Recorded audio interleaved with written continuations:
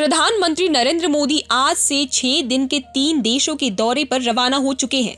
इस दौरान वो इंडोनेशिया, ऑस्ट्रेलिया और न्यूजीलैंड की यात्रा करेंगे। रवाना होने से पहले प्रधानमंत्री मोदी ने कहा कि ये दौरा भारत की एक्ट ईस्ट पॉलिसी, महासागर विजन और मुक्त, खुले तथा समावेशी इंडो पैसिफिक क्षेत्र के प्रति भारत की प्रतिबद्धता को और मजबूत करेगा। उन्होंने कहा कि इस यात्रा का उद्देश्य केवल द्विपक्षीय संबंधों को आगे बढ़ाना नहीं, बल्कि रक्षा, व्यापार, निवेश, तकनीक और रणनीतिक सहयोग को नई गति देना भी है।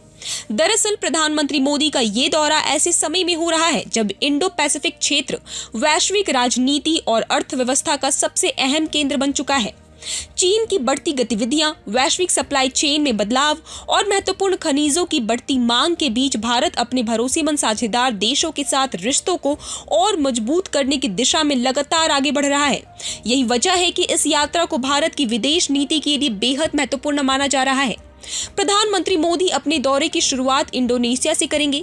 ये यात्रा इंडोनेशिया के राष्ट्रपति प्रबोवो सुबियांतो के निमंत्रण पर हो रही है। भारत और इंडोनेशिया के बीच वर्षों पुराने सांस्कृतिक, ऐतिहासिक और रणनीतिक संबंध हैं। दोनों देशों के बीच समुद्री सुरक्षा, रक्षा सहयोग, व्यापार, ऊर्जा और महत्वपूर्ण खनिजों के क्षेत्र में साझेदारी को और मजबूत करने पर चर्चा होगी।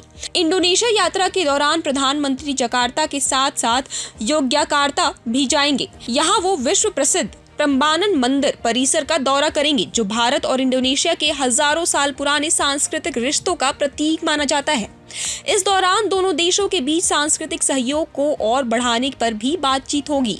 इसके बाद प्रधानमंत्री मोदी ऑस्ट्रेलिया पहुंचेंगे, जहां उनकी मुलाकात प्रधानमंत्री एंथनी अल्बनीज़ से होगी। दोनों नेताओं के बीच वार्षिक शिखर सम्मेलन आयोजित होगा। इस बैठक में रक्षा सहयोग, समुद्री सुरक्षा, साइबर सुरक्षा, सेमीकंडक्टर, महत्वपूर्ण खनिज, स्वच्छ ऊर्जा, निवेश और वैश्विक सप्लाई चेन जैसे कई अहम मुद्दों पर विस्तार से चर्चा होगी।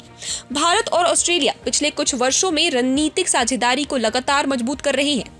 दोनों देश क्वाड समूह के सदस्य भी हैं और इंडो पैसिफिक क्षेत्र में शांति, स्थिरता और नियम आधारित व्यवस्था को मजबूत बनाने के लिए मिलकर काम कर रहे हैं। माना जा रहा है कि इस यात्रा के दौरान रक्षा और उन्नत तकनीक के क्षेत्र में कई महत्वपूर्ण फैसले लिए जा सकते हैं। ऑस्ट्रेलिया दौरे के दौरान प्रधानमंत्री मोदी वहां रहने वाले भारतीय समुदाय को भी संबोधित करेंगे।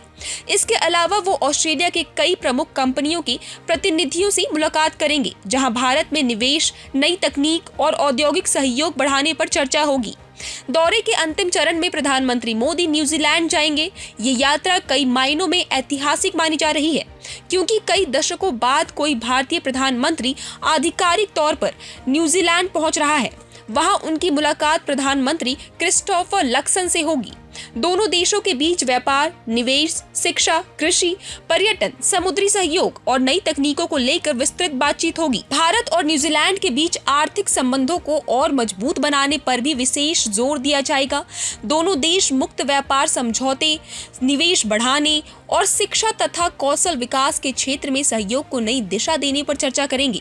रवाना होने से पहले प्रधानमंत्री मोदी ने कहा कि भारत का उद्देश्य इन तीनों देशों के साथ व्यापक रणनीतिक साझेदारी को नई ऊंचाइयों तक ले जाना है। उन्होंने कहा कि भविष्य में तकनीकों, नवाचार, महत्वपूर्ण खनिजों, हरित ऊर्जा और रक्षा सहयोग जैसे क्षेत्रों में मिलकर काम करने से दोनों देशों के लोगों को सीधा लाभ मिलेगा। साथ ही युवाओं के लिए नए अवसर भी पैदा होंगे।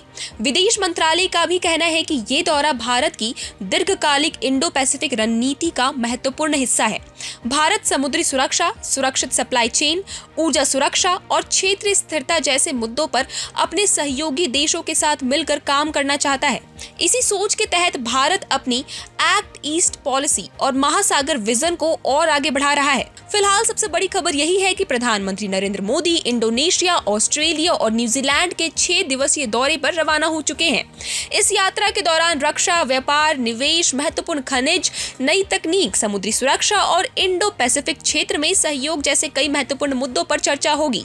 अब सभी की नजर इस बात पर टिकी है कि इस दौरे से भारत को कौन कौन से नए रणनीतिक और आर्थिक समझौते मिलते हैं और भारत की वैश्विक भूमिका को इससे कितनी नई मजबूती मिलती है। फिलहाल इस मामले पर आपकी क्या राय है, कमेंट सेक्शन में हमें जरूर बताएं और ऐसी अपडेट्स के जुड़े रहे हमारे साथ। आप देख रहे हैं प्रभात खबर। प्रभातखबर.com, विश्वास वही, रफ्तार नहीं।